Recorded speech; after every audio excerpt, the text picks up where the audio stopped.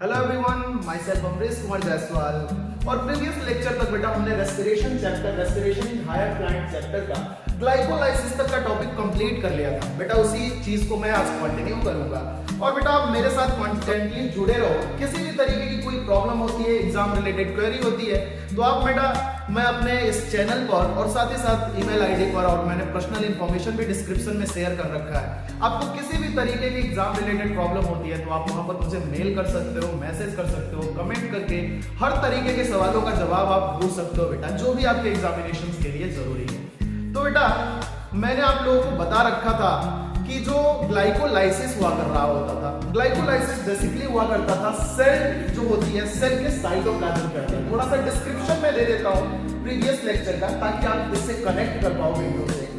तो सबसे पहले जो ग्लाइकोलाइसिस होती है, यहाँ पर हमारा ये सेल हो गया। हर एक इंडिविजुअल की बॉडी सेल से बनी हुई है, और इसी सेल के अंदर आप जानते हो बेटा, जो यहाँ पर फ्लूइडी पार्ट होता है, जिसे हम क्या कह रहे होते हैं, साइटोप्लाज्म। तो यहाँ पर ये साइटोप्लाज्म पाया जा रहा होता है। जब कोई भी हम फूड ईट करते हैं तो फूड हमारा कहां पहुंच जा रहा होता है, सेल के साइटोप्लाज्म के अंदर पहुंच जा रहा होता है। यहां पर हमारा फूड पहुंच जाता है, और इस फूड के पार्ट का हमने बताया हुआ था कि ग्लाइकोलाइसिस के अंदर यहां पर इसका पार्शियल ऑक्सीडेशन होता था, और जिसके परिणाम स्वरूप रिजल्ट्स में हमें क्या मिल रहे होते थे, पायरुविक एसिड्स मिलते थे, 2 मॉलिक्यूल ऑफ पायरुविक एसिड। यदि यहां पर हम ग्लूकोज ले लें, C6H12O6 को ले लें, तो हमारा बनने वाला प्रोडक्ट क्या हो जाता था, पायरुविक एसिड। अब इसी पायरुविक एसिड का किस तरीके से क्या फेट हुआ कर रहा होता है, ये सेल के अंदर क्या करता है, इसका क्या इंपॉर्टेंस है, इसको आज के हम लेक्चर में देखने वाले हैं। बेसिकली आप समझते हो बेटा, इसके वैसे तो 3 प्रोसेसेस ये को कर सकता है। बेसिकली एक ऑक्सीजन की अवेलेबिलिटी मोर ऑक्सीजन हो तब क्या करेगा ये, यदि ऑक्सीजन लेस हो तब ये क्या करेगा।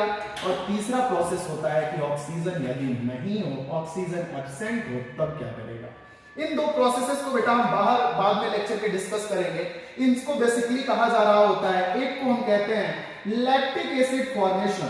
लैक्टिक एसिड फॉर्मेशन हो रहा होता है बेसिकली हमारे मसल्स के अंदर जब ऑक्सीजन की कमी हो जाती है तो हमारी जो मसल्स होती हैं, और बेसिकली कौन सी मसल, आप 2 तरीके के मसल्स पढ़ रहे होते हो, एक रेड मसल होता है और दूसरा व्हाइट मसल हुआ कर रहा होता है। तो बेसिकली यहाँ पर कौन सी होगी, व्हाइट मसल होगी।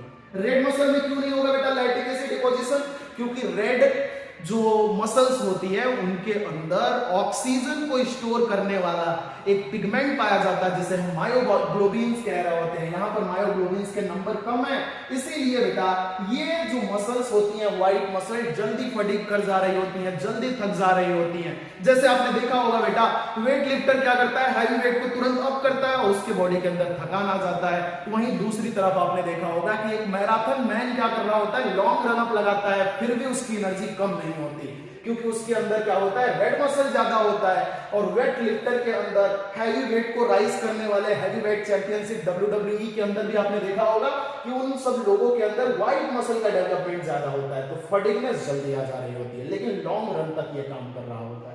इसी तरीके से बेटा जब ऑक्सीजन की कमी होती है तो बेसिकली कुछ बैक्टीरिया हैं जो एनारोबिक हुआ कर रहे होते हैं, वो बैक्टीरिया इस साइकिल को शो करेंगे। और इसके अलावा बेटा यूकैरियोटिक सेल की बात करें तो ईस्ट जो हुआ करेगा, प्रोकैरियोट में बैक्टीरिया, एनारोबिक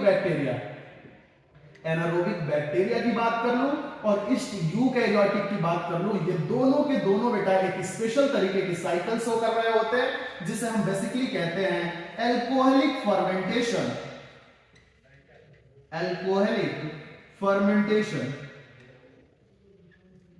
तो ये 2 रिएक्शन, एक तो एल्कोहलिक फर्मेंटेशन और दूसरा लैक्टिक एसिड फॉर्मेशन, ये बेसिकली आज का टॉपिक नहीं रखेंगे हम, इसे हम लास्ट में चैप्टर के डिस्कस करेंगे। लेकिन क्या होगा, पायरुविक एसिड को जब क्या किया जाए, ऑक्सीजन ज्यादा दिया जाए, तो उस कंडीशन को हम कहते हैं एरोबिक रेस्पिरेशन।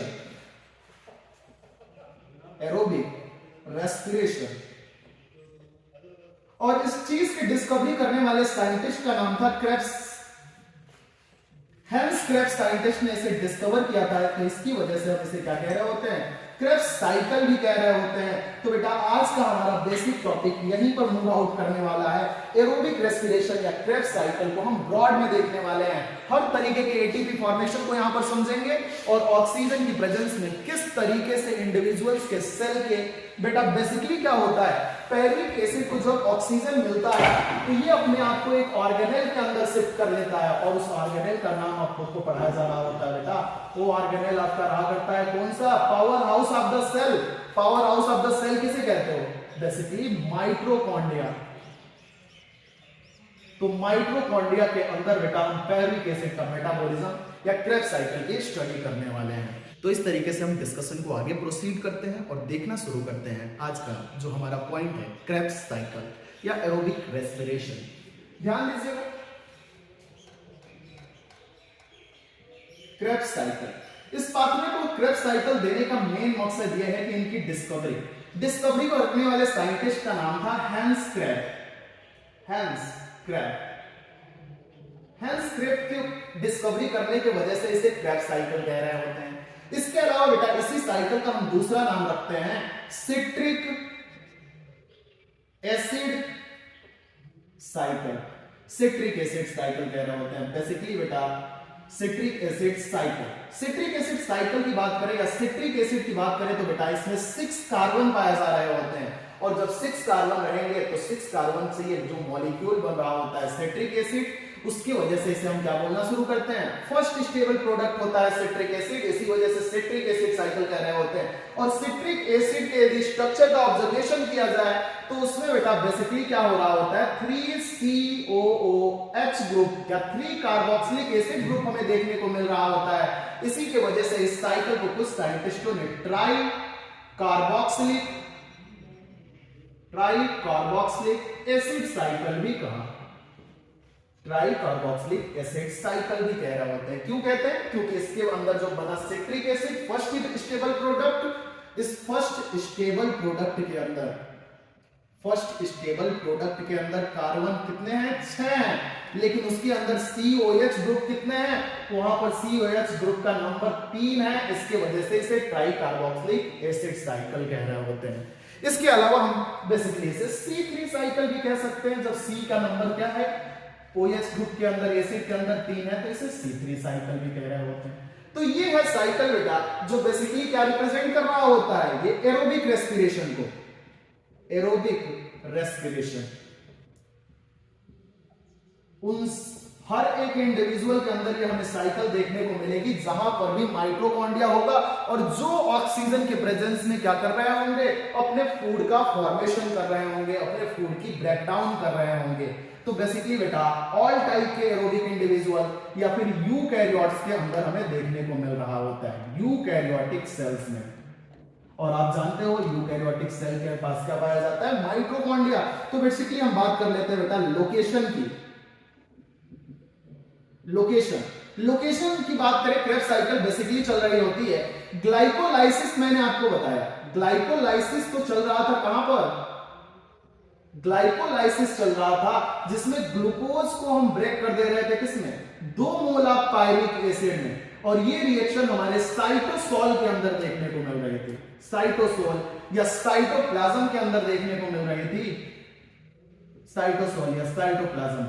इसके बाद से क्या होता है, ये पैरिक एसिड का मॉलिक्यूल जैसे ही आगे प्रोसीड करता है, ये अपने आप को एक लिंक रिएक्शन के द्वारा आगे पाथवे में चेंज कर रहा होता है। यहां पर ये लिंक रिएक्शन शो करेगा और ये लिंक रिएक्शन के दौरान बेटा हमारा पैरिक एसिड साइटोसोल से निकल करके ये बताओ बेसिकली कहां एंटर कर जाता था, माइटोकॉन्ड्रियल मैट्रिक्स में। और उस दौरान क्या करता था बेटा, लिंक रिएक्शन में आपको बताया जा चुका है पहले से कि कार्बन डाइऑक्साइड मॉलिक्यूल का रिमूवल करेगा।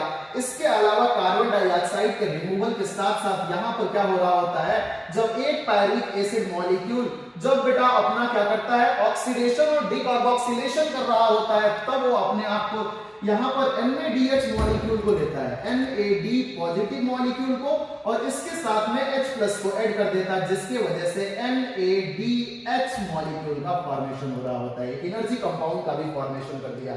और इसी रिएक्शन के दौरान बेटा हमारा एक जो कोएंजाइम ए होता है, कोएंजाइम ए भी जाकर के ऐड हो जा रहा होता है। तो सबसे पहले बेटा एसिड से एल्डिहाइड बनेगा, जब क्या कराया जाएगा, उसका ऑक्सीडेशन, और एल्डिहाइड को बेटा फिर से आप ऑक्सीडाइज कर दिए तो फिर से एसिड बन जाएगा, डिकार्बोक्सिलेशन कर दोगे तो, और आफ्टर दैट उसके अंदर से हमें देखने को मिल रहा होता है कि हमें acetyl coenzyme A, acetyl coenzyme A देखने को मिल रहा होता है।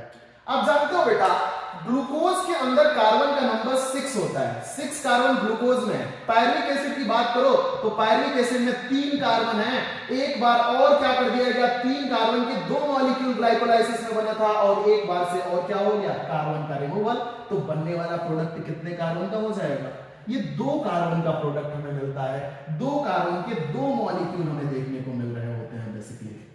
तो अब आगे हम इसका फेज देखेंगे बेटा, इसी एसिटल कोएंजाइम ए को ले जाते हैं, ये रॉ मटेरियल के तौर पर काम किया जा रहा होता है क्रेब्स साइकिल का।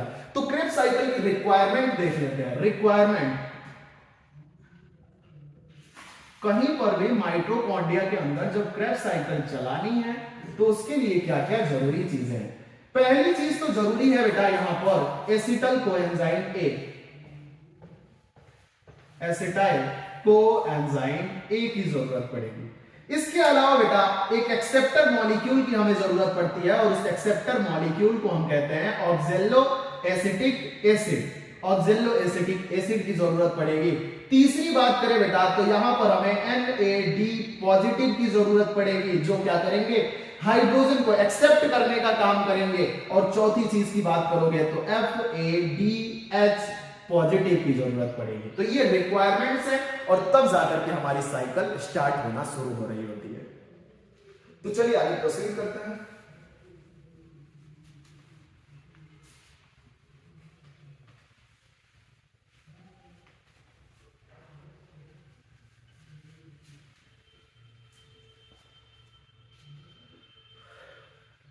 तो रिक्वायरमेंट को ध्यान में रखते हुए हम आगे प्रोसीड करते हैं क्रेब्स साइकिल को।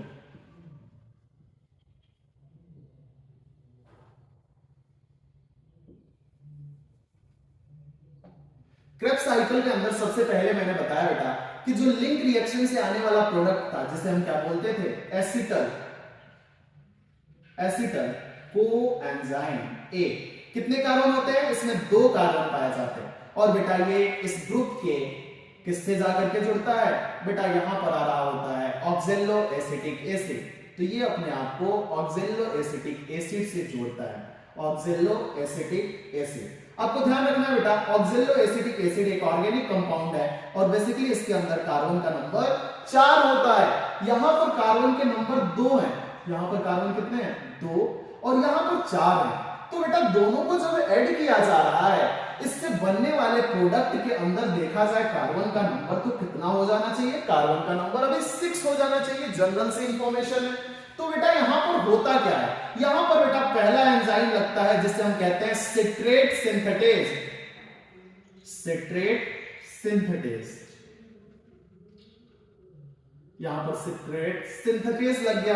जब सिट्रेट सिंथेटेज लगता है बेटा तो यहां से ये कोएंजाइम वाला पोर्शन रिलीज होकर के बाहर चला जा रहा होता है और बेटा इसके परिणाम स्वरूप, इसके रिजल्ट में यहां पर पहला हमारा स्टेबल कंपाउंड जिसे हम क्या कहते थे,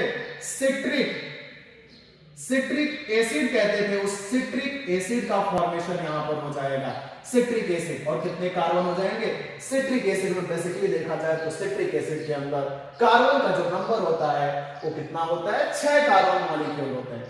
ये हो गया बेटा हमारा पहला स्टेप, जो हमें कहां पर देखने को मिलेगा, क्रेब्स साइकिल के अंदर देखने को मिलेगा। दूसरे स्टेज की बात करें बेटा तो साइकिल आगे प्रोसीड करती है और यहां पर आता है पहला बेटा हमारा आइसोमेरिक एंजाइम, जिसे हम कह रहे होते हैं आइसोमरेज। आइसोमरेज, आइसोमरेज जब लगेगा बेटा तो सिट्रिक एसिड को आइसोमराइज कर देगा।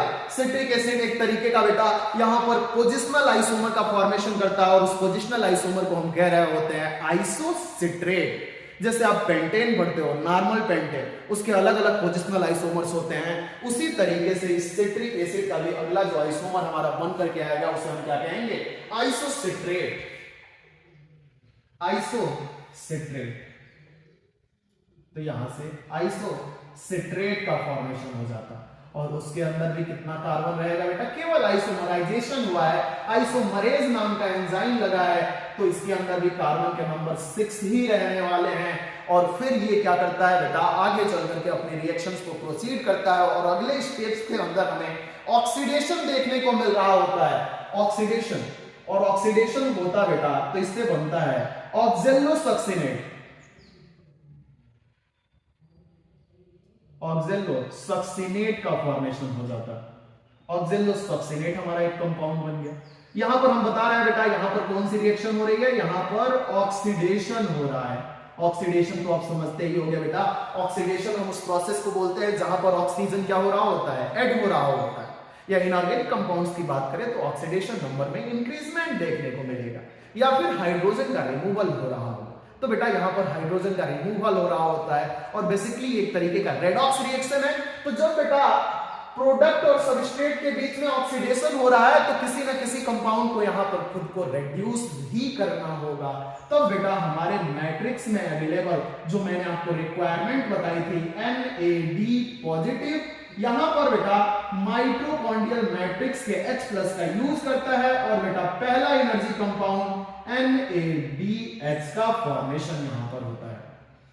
जब बेटा ऑक्सीडेशन हो गया, ऑक्सीडेशन होने के बाद से नेक्स्ट स्टेप जो होता है वो डीकार्बोक्सिलेशन का हुआ करता है, और यहां पर CO2 का रिमूवल हो रहा होता है। ऑक्जेलोसक्सिनेट केवल ऑक्सीडेशन हुआ है, कार्बन के नंबर 6 ही रहने वाले हैं। अब आगे चल करके ये शो करेगा CO2 रिमूवल। CO2 रिमूव जब होता है तो बेटा इस प्रोसेस का नाम क्या रख देते हो आप, डी, किसको निकाल रहे हो, कार्बोक्सी ग्रुप को निकाल रहे हो, तो क्या बोल दोगे, डीकार्बोक्सिलेशन। डीकार्बोक्सिलेशन हो गया। यहां पे डीकार्बोक्सिलेशन के परिणाम स्वरूप क्या हुआ, कार्बन डाइऑक्साइड रिमूव हुआ। पहले 6 कार्बन पाए जाते थे, एक कार्बन बाहर चला गया, तो बेटा इससे बनने वाले प्रोडक्ट के अंदर कार्बन का नंबर कितना रह जाएगा बेटा, कार्बन का नंबर 5 रह जाएगा। और इससे जो प्रोडक्ट बनता है उसे हम कहते हैं अल्फा कीटो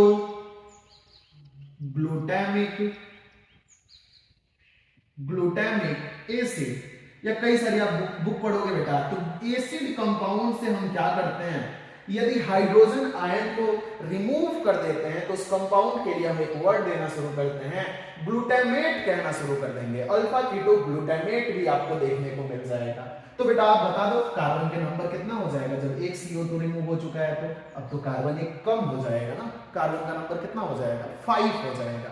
तो बेटा ये दोनों प्रोसेस अलग अलग नहीं होते। जब आप एनसीईआरटी की रीडिंग करोगे तो वहां पर सीधे सीधे बेटा सिट्रिक एसिड का नाम देता है, सिट्रिक एसिड के बाद इन दोनों स्टेप्स को रिमूव करके डायरेक्ट अल्फा कीटोग्लूटामिक एसिड को बनाना शुरू कर दे रहा होता है। तो कोई बात नहीं बेटा, ये हमारा सेकंड स्टेप तो रहेगा ही रहेगा।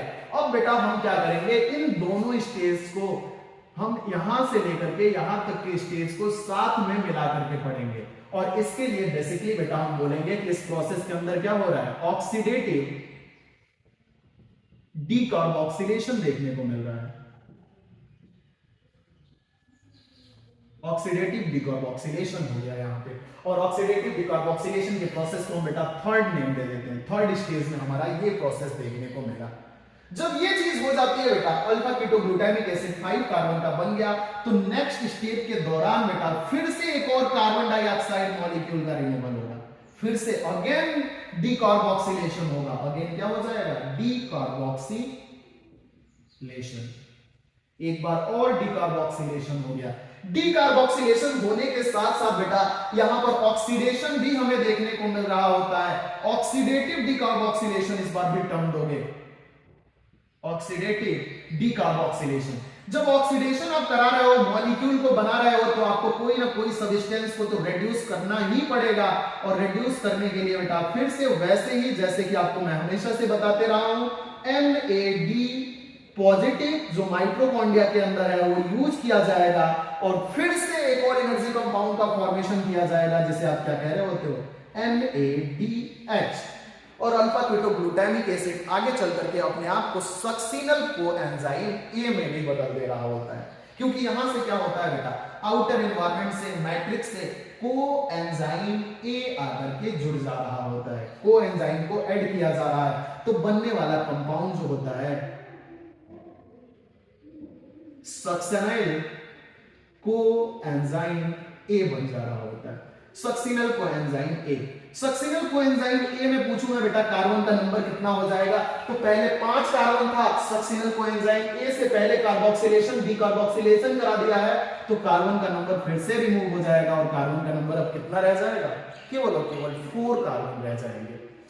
अब अगले प्रोसेस के दौरान बेटा क्या हो रहा होता है, आगे रिएक्शन प्रोसीड करती है और सक्सिनिक एसिड जो होता है सक्सिनल कोएंजाइम में जो 4 कार्बन का है अपने कोएंजाइम ए को रिमूव कर देता है। पहले एक्सेप्ट किया था कोएंजाइम ए को, अब कोएंजाइम ए को क्या कर देगा, यहां से रिलीज कर देगा, तो अपने आप को बदल देता है बेटा सक्सिनेट के अंदर, या सक्सिनिक एसिड बोल सकते हो आप,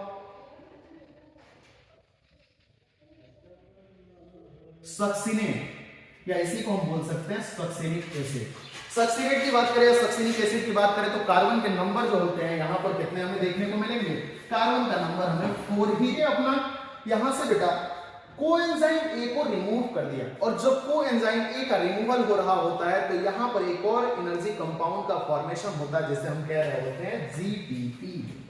ये अपने आप को बदल रहा है किसमें, सक्सिनिक एसिड या सक्सिनेट में बदल रहा है, और साथ ही साथ क्या कर रहा है बेटा, यहां पर जो पाया जा रहा है जीडीपी, जीडीपी के साथ बेटा एक इनऑर्गेनिक फॉस्फेट आकर के ऐड हो जाता है और तब जाकर के अपने आप को कन्वर्ट कर देता है जीटीपी में।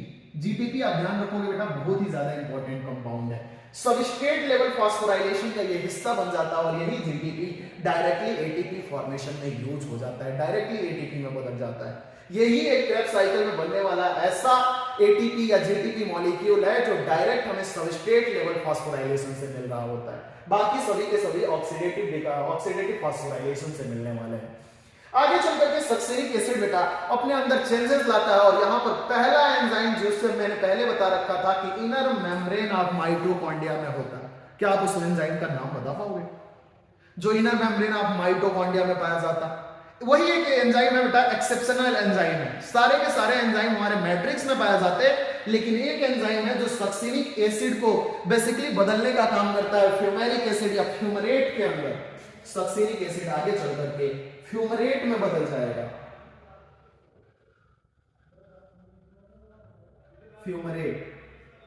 फ्यूमरेट या इस फ्यूमरेट को ही हम दूसरा नाम दे रहे होते हैं फ्यूमेरिक एसिड। इसमें भी कार्बन के नंबर तो 4 ही होते, लेकिन यहां पर एंजाइम लगता है जिसे हम क्या कहते हैं, सक्सिनेट डिहाइड्रोजिनेज। उस एंजाइम का नाम क्या है, सक्सिनेट डिहाइड्रोजिनेज। तो ये यहां पर हमारा एंजाइम यूज हो गया सक्सिनेट डिहाइड्रोजिनेज।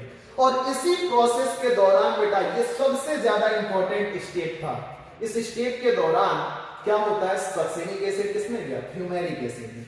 और फ्यूमेरिक एसिड जब बदल रहा होता है बेटा तो साइटोप्लाज्म के अंदर से कुछ कंपाउंड्स का यूज करता है, और यहां पर जो हमारा कंपाउंड होता है बेटा FADH हुआ कर रहा होता है, जो बेसिकली क्या करता है, एक H+ मॉलिक्यूल को लेता है, और यहां पर पहली बार बेटा FADH2 मॉलिक्यूल का फॉर्मेशन हमें देखने को मिल रहा होता है। तो ये याद रखना है, सबसे ज्यादा इंपॉर्टेंट प्रोसेस है। थर्ड प्रोसेस में आपने देखा डिकार्बोक्सिलेशन हुआ, आपका बन गया 5 कार्बन का अल्फा कीटोग्लूटामिक एसिड।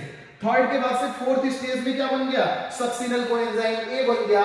फोर्थ के बाद से फिफ्थ स्टेज में आप देख रहे हो बेटा, इस स्टेज के दौरान सक्सिनल कोएंजाइम ए अपने आप को सक्सिनेट में, और सिक्स्थ स्टेज में आप देख रहे हो जब क्या कर रहा है, सक्सिनिक एसिड फ्यूमेरिक एसिड या सक्सिनेट फ्यूमरेट के अंदर जा रहा है। अब बेटा फ्यूमरेट जब चला जाता है तो इसके साथ ये क्या करता है, मैट्रिक्स के बेटा वाटर मॉलिक्यूल का यूज करता है, और तब जाकर के फ्यूमरेट अपने आप को मैलेट में बदलना शुरू करता है। फ्यूमरेट किसमें बदलेगा, मैलेट में, मैलेट में अपने आप को कन्वर्ट करेगा। और मैलेट में अपने आप को कन्वर्ट करने के दौरान बेटा इसे चाहिए होता है एक वाटर मॉलिक्यूल। तो यहां पर बेटा रिएक्शन में एक वाटर का मॉलिक्यूल भी जाकर के यूज होता है। नंबर ऑफ कार्बन की ऑब्जर्वेशन करें बेटा तो कार्बन का नंबर हमेशा की तरह यहां पर भी कार्बन का नंबर कितना रहने वाला है, 4 रहने वाला है। और ये मैलेट आगे चल करके ये हमारा कौन सा हो गया, 7th स्टेज, ये हमारा 7th स्टेज हो गया। और यहां पर केवल और केवल वाटर की एंट्री हो रही होती है, और अगले अर्ली स्टेज में बेटा ये मैलेट जो होता है अपने आप को कन्वर्ट कर लेता है किसके अंदर, मैलेट फिर से अपने आप को ऑक्सैलो एसिटिक एसिड में कन्वर्ट कर लेगा। ये हमारा प्रोसेस कौन सा हो जाएगा, एट प्रोसेस। लेकिन इस प्रोसेस के दौरान आपको ध्यान रखना है ये भी एक तरीके का ऑक्सीडेशन है, ऑक्सीडेशन। और जब ऑक्सीडेशन होता है बेटा तो रेडॉक्स रिएक्शन को जरूरत पड़ती है कि किसी न किसी कंपाउंड को रेड्यूस कराए और रेड्यूस करा करके उससे कोई रेड्यूसिंग कंपाउंड का फॉर्मेशन करे। बेसिकली यहां पर भी आप देखोगे NAD पॉजिटिव बेटा मैट्रिक्स के H+ का यूज करेगा और अपने आप को NADH में बदलेगा। तो ये इस तरीके का पूरा साइकिल था। एक बार मैं ब्रीफ इंट्रोडक्शन दे देता हूं। सबसे पहले क्या हो रहा है बेटा, सबसे पहले शुरुआती दौर में यदि हमने बात किया तो यहां पर थोड़ा सा हम सेंसेस करके बता देते हैं कि एक्चुअल में ये चीज आई कहां से थी। सबसे पहले हमने साइकिल की शुरुआत या चैप्टर की शुरुआत बेटा ग्लूकोज नाम का कंपाउंड लेकर के किया था। ये ग्लूकोज आगे चल करके बेटा अपने आप को ग्लाइकोलाइसिस कराया था और ग्लाइकोलाइसिस की वजह से 2 मोलार पायरिक एसिड भी हमें मिले थे। ये ग्लाइकोलाइसिस हो गया, पायरिक एसिड का मॉलिक्यूल बना हुआ था।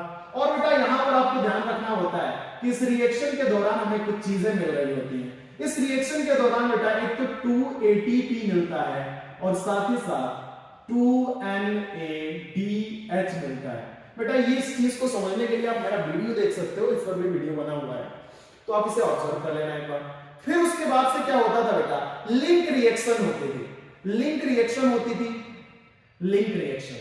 और लिंक रिएक्शन के दौरान बेटा हम एसिटल कोएंजाइम A को फॉर्म करते थे। यहां पर क्या होता था, लिंक रिएक्शन, और इसे बोलते हैं ऑक्सीडेटिव डीकार्बोक्सिलेशन। यहां पर 2 चीजें होती हैं, ऑक्सीडेटिव डीकार्बोक्सिलेशन होता है।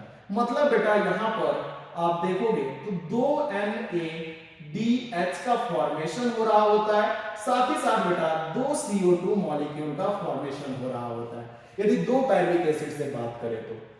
साथ ही साथ क्या हो रहा होता है, एक और चीज देखने को मिलती है, एसिटल कोएंजाइम A। यदि साइकिल एक बार चलाओगे तो एक एसिटल कोएंजाइम A लेकर के चलना, यदि साइकिल 2 बार चलाओगे तो सबस्ट्रेट मॉलिक्यूल को 2 बार कर लेना, यदि साइकिल को 2 बार चलाओगे तो 2 कर लेना एसिटल कोएंजाइम A को। तो ये 2 एसिटल कोएंजाइम A कर दिया। जनरली बेटा एक को हम पहले ऑब्जर्व कर लेते हैं, यदि 1 टर्न साइकिल लेती है, 1 टर्न में क्या क्या होगा। 1 टर्न के अंदर यदि ऑब्जर्व करें बेटा NADH के कितने मॉलिक्यूल बने, NADH के। तो देखिए जरा साइकिल के अंदर हम केवल बात कर रहे हैं, कहां पर बात कर रहे हैं, साइकिल के अंदर। एक टर्न यदि साइकिल लेती है बेटा तो आप देखो पहला आपका NADH मॉलिक्यूल आपको देखने को मिल रहा है जब आइसोसिट्रेट आपको अपने आप को किसमें बदल रहा है, ऑक्सैलोसक्सिनेट में बदल रहा है। दूसरा बेटा आपको देखने को मिल रहा है alpha keto glutamate glutamic acid जब किसमें जा रहा है, सक्सेनिल कोएंजाइम A में जा रहा है, तो आपको दूसरा देखने को मिल रहा है। तीसरा बेटा की बात करें NADH की तो यहां पर मिल रहा है जब मैलेट किसमें जा रहा है, ऑक्सैलो एसिटिक एसिड में जा रहा है। तो नंबर आप बेटा NADH की बात करें तो NADH कितना मिल जा रहा है हमें, NADH के 3 मॉलिक्यूल हमें मिल रहे हैं। इसी तरह क्वेश्चन आता है FADH कितना मिलेगा, FADH। तो FADH आप यहां पर देख रहे हो, FADH आपको बस एक ही देखने को मिलेगा, तो ये FADH हो गया। फिर क्वेश्चन आता है बेटा आपको GTP कितना देखने को मिलेगा या ATP कितना देखने को मिलेगा, तो बेटा ये चीज हो गई और दूसरी चीज हो गई ATP या GTP की बात करें तो डायरेक्ट बेटा एक ही हमें देखने को मिल रहा है। इन दोनों प्रोडक्ट को बोलते हैं बेटा ये आगे चल करके ऑक्सीडेटिव फास्फोराइलेशन OP का पार्ट बनेंगे और अपने आप में बेटा एक NADH से 3 ATP का फॉर्मेशन होगा। तो बेटा यहां पर 3 NADH है तो 3 into 3 ATP, मतलब टोटल कितने ATP बनाएगा, ये 9 ATP का फॉर्मेशन करेगा। इसी तरह FADH2 बेटा एक बार ऑक्सीडेटिव फास्फोराइलेशन करता है तो 2 ATP का फॉर्मेशन करता है, तो एक ही है तो उसकी वजह से ATP कितना बनेगा, 2 ATP FADH की वजह से बनेगा। और एक ATP तो तुमने क्या कर रखा है, डायरेक्टली बना रखा है, एक ATP डायरेक्टली बना रखा है। तो बेटा इस तरीके से टोटल ATP का अमाउंट कितना हो जाएगा, यदि 1 टर्न साइकिल लेती है तो 12 ATP का फॉर्मेशन हो जाएगा। ये ध्यान रखना है, ये इंपॉर्टेंट क्वेश्चन है।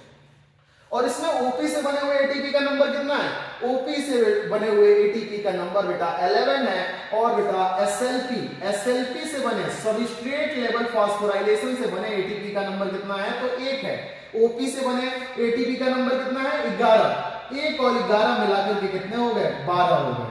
तो ये एक साइकिल की बात हो गई। एक साइकिल यदि चलेगी तो 12 एटीपी। इसी तरह हम 2 साइकिल चला दे तब एनएडीएच कितना होगा, तब एटीपी कितना होगा, उसे भी ऑब्जर्व कर लीजिए जरा आप।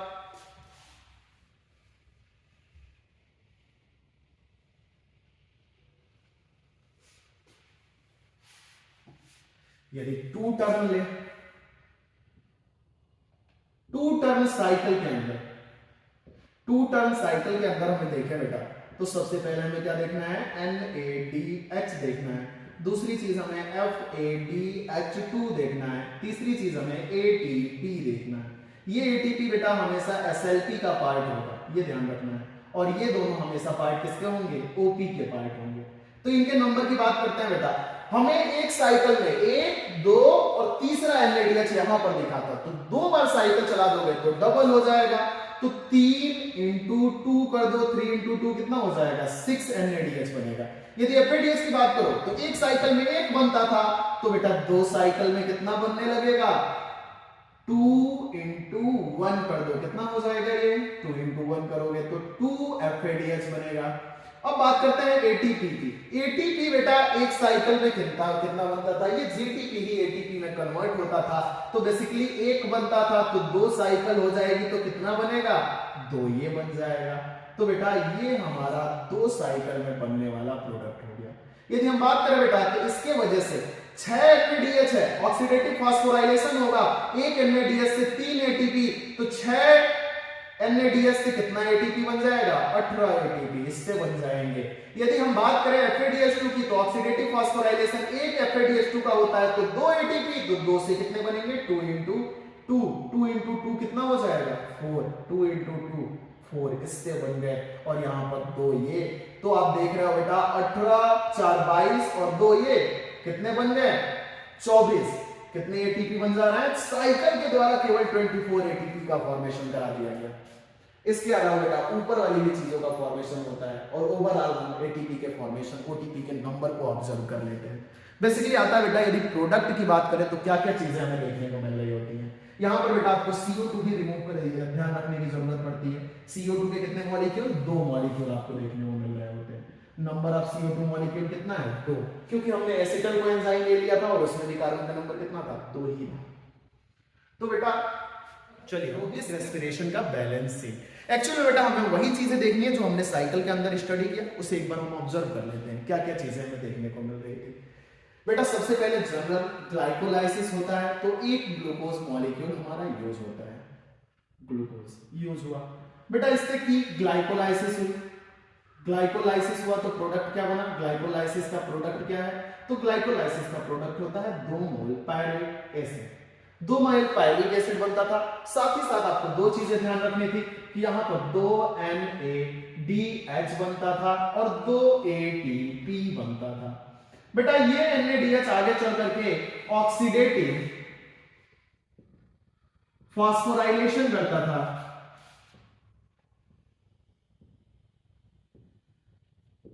ETS पाथवे के द्वारा, इलेक्ट्रॉन ट्रांसपोर्ट सिस्टम पाथवे के द्वारा, और एक NADH से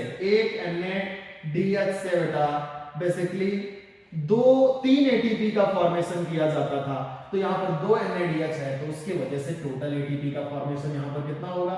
NADH2 के लिए वजह से 6 ATP बनेंगे, उसके वजह से ऑक्सीडेटिव फास्फोराइलेशन से। ये बेटा डायरेक्ट प्रोडक्ट के बीच में बना है, तो इसे हम बोलते थे substrate level phosphorylation. Substrate level phosphorylation का पार्ट है, SLP का पार्ट है ये। SLP से कितना बनेगा? 2 ATP बनेगा। तो टोटल ATP के नंबर ग्लाइकोलाइसिस में एरोबिक रेस्पिरेशन के दौरान कितने हो जाते थे? 8 ATP हो जाते थे। ये आपको ध्यान रखना है। ये पहला प्रोसेस हो गया आपका। दूसरा था बेटा, ये तो ग्लाइकोलाइसिस हो गया। ग्लाइकोलाइसिस के जस्ट बाद में आप पढ़ते थे एसिटल कोएंजाइम A का फॉर्मेशन, जिसे लिंक रिएक्शन कहते थे। बेटा उसमें क्या होता था? एक पायरुविक एसिड मॉलिक्यूल यूज होता था और पायरुविक एसिड मॉलिक्यूल अपने आप को किसमें बदल देता था? एसिटाइल कोएंजाइम A में बदल देता था। पायरुविक एसिड में कार्बन के नंबर 3 होते थे, इसमें कार्बन के नंबर 2 होते थे, तो यहाँ पर जरूर ना जरूर क्या हो रहा होगा, CO2 रिमूव हो रहा होता है। दूसरी चीज क्या होगी बेटा, यहाँ पर यदि एक पायरुविक एसिड यूज करोगे तो एक NADH बनता है, यदि 2 पायरुविक एसिड आप कर दोगे तो 2 NADH हो जाएगा, 2 CO2 हो जाएगा, 2 एसिटाइल कोएंजाइम हो जाएगा। और फिर बेटा ये जाकर के इलेक्ट्रॉन ट्रांसपोर्ट सिस्टम के द्वारा ऑक्सीडेटिव फॉस्फोराइलेशन करके फिर से कितने एटीपी बना देगा, 2 मॉलिक्यूल है, 1 से 3 बन रहा है तो 2 से कितना बनना शुरू हो जाएगा, 2 × 3 6 एटीपी का फॉर्मेशन ये कराता है। तो आपको ये दोनों एटीपी ध्यान रखना है, ऊपर ग्लाइकोलाइसिस है और नीचे लिंक रिएक्शन है, लिंक रिएक्शन। इसके बाद से हमने थर्ड प्रोसेस पढ़ा बेटा। थर्ड प्रोसेस के दौरान हमने देखा क्या, थर्ड प्रोसेस क्रेब्स साइकिल। अब पढ़ रहे थे बेटा 1 टर्न यदि साइकिल लेगा, 1 टर्न लेगा, तो 1 टर्न में आपको ध्यान रखना है यहां पर एक FADH2 बनेगा, 3 NADH बनेगा, साथ ही साथ बेटा यहां पर 2 CO2 का रिमूवल होगा। ये पूरा का पूरा पाथवे था और बेटा इसके फलस्वरूप फिर से वही आगे चल करके क्या हो जाता था, इसका प्रोडक्ट ऑब्टेन हो जाया कर रहा होता था। तो यहां पर ये कब हो रहा है बेटा, एक क्रेब्स साइकिल की वजह से हो रहा है। यदि साइकिल को 2 टर्न दिला दें, 2 टर्न दिला दें तो क्या होगा बेटा, यहां पर एक और क्या होता था, GTP होता था। यदि 2 टर्म ले लेगा बेटा तो सारी वैल्यू क्या हो जाएगी, डबल, 2 FADH2 हो जाएगा, 3 दूनी कितना हो जाएगा, 6 NADH2 हो जाएगा, DH हो जाएगा। फिर कार्बन के नंबर कितने हो जाएंगे, 4 हो जाएंगे, GTP के नंबर कितने हो जाएंगे, तो बेसिकली 2 हो जाएंगे। ये SLP के पार्ट हैं और ये सबस्ट्रेट लेवल के पार्ट हैं। अभी हमने देखा बेटा इन सबको सॉल्व करने के बाद हमारा एटीपी आ रहा था 12 एटीपी एक साइकिल में और 24 एटीपी 2 साइकिल में, 24 एटीपी 2 साइकिल में, मतलब कंप्लीट कॉम्बस्टन में। और हमने यहां से ऑब्टेन कर रखा है बेटा, यहां से हमें लिंक रिएक्शन तक आते आते हमें कितने एटीपी बना रखे हैं, हमने एटीपी बेटा 8 और 6 बना रखे हैं। 8 और 6 कितने हो जाएंगे, 14 हो जाएंगे। 14 यहां से हमें कितने मिल जा रहा है, 14 एटीपी। और हमने बेटा 2 बार जब साइकिल चलाया तो उसके वजह से हमारा कितना एटीपी मिल गया, 24 एटीपी। दोनों एटीपी को आप ऐड कर दो, एटीपी कितने हो जाएंगे आपके, 38 एटीपी। तो बेटा ये हमारा रिजल्ट रहा। हमें लास्ट में जो चीज मिली यहां पर हमें ये देखने को मिली, हमने बेटा 2 कार्बन डाइऑक्साइड यहां पर देखा, 4 कार्बन डाइऑक्साइड यहां पर देखा, 4 और 2 4 कार्बन डाइऑक्साइड कहां पर, क्रेब्स साइकिल। 2 बार जब क्रेब्स साइकिल चली, 2 क्रेब्स साइकिल में देखने को मिली। और बेटा 2 बार जब लिंक रिएक्शन हुआ तो उसकी वजह से 2 CO2, तो टोटल 6 CO2 का रिमूवल हो गया, 6 CO2 का रिमूवल हो गया। साथ ही साथ बेटा 38 ATP का फॉर्मेशन हुआ। और ये बेटा हमारा एरोबिक रेस्पिरेशन पूरा का पूरा टॉपिक था, जो बेसिकली आपको समझ में आया हो बेटा। तो जनरली हमने देख लिया, ऑब्जर्वेशन हर तरीके से कर लिया, क्या क्या चीजें बन रही हैं। आपको 2 चीजों में फोकस करना है, 38 ATP पर और दूसरा 6 CO2 पर। और ये हमारा पूरा का पूरा बैलेंस शीट था। तो आज के लेक्चर को बेटा आपने यदि प्रॉपरली एक बार देखना है, एक बार ना समझ में आए तो थोड़ा पॉज करके आपको चीजों को समझने की कोशिश करनी है। आपको समझ में आ ही जाएगा बेटा। और उसके बाद भी किसी भी तरीके की कोई क्वेरी रह जाती है तो मैं अवेलेबल हूं 24 आवर्स, आपका अपना टीचर AJ सरदार।